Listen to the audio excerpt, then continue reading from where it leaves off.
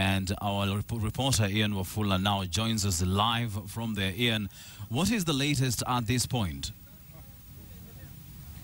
Thank you very much, Wilson. It is now 18 hours since the building here collapsed. That is from 3 a.m. And as you can see right behind me, the rescue operation is still ongoing.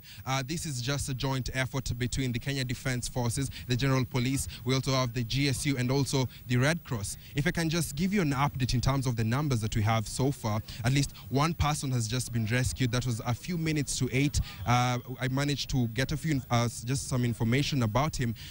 He was identified as Lawik Mukagati, said to be in his early 20s. Coincidentally, just mere moments after Lawik had been rescued from the debris, his father had just arrived from Kakamega, where he says he left there at 6 a.m. As soon as he heard that this building where his son was staying had collapsed, he left Kakamega and came here in Nairobi, arriving here at about 7:30, just 20 minutes before his son was rescued from the debris. Now, Lawik being rescued brings the total number of those rescued to 11.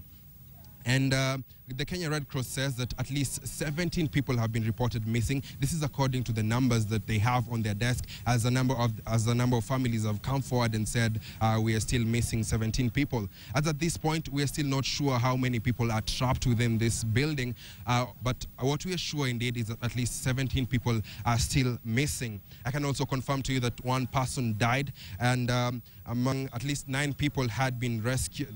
A total of 9 people had been rescued, of which been taken to the Kenyatta National Hospital, of which 6 were discharged and 3 are still nursing their injuries at the Kenyatta National Hospital.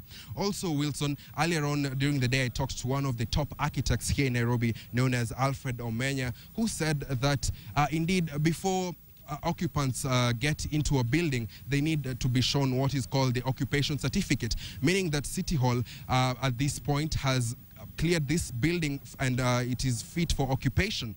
But if you look at this building where it is, in fact, for you to access this location, you come across a swampy area. And the witnesses here claim that this building, before it collapsed, it had begun sinking into the ground because this area was a swampy area. Also important to note is that most of the occupants in this building were students, said to be from the Kenya Polytechnic, and I also understand that the landlord was charging 5,000 per month, making it quite affordable for the students. I also managed to know that some of the occupants who are staying here were Congolese students who had just come to study here in Kenya.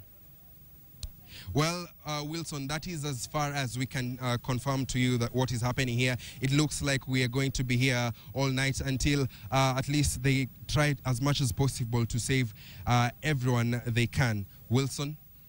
Well, thank you very much, Ian, for that, and thank you very much for keeping us up to date on what is going on in Makongeni. It is a harrowing story, as I said before, and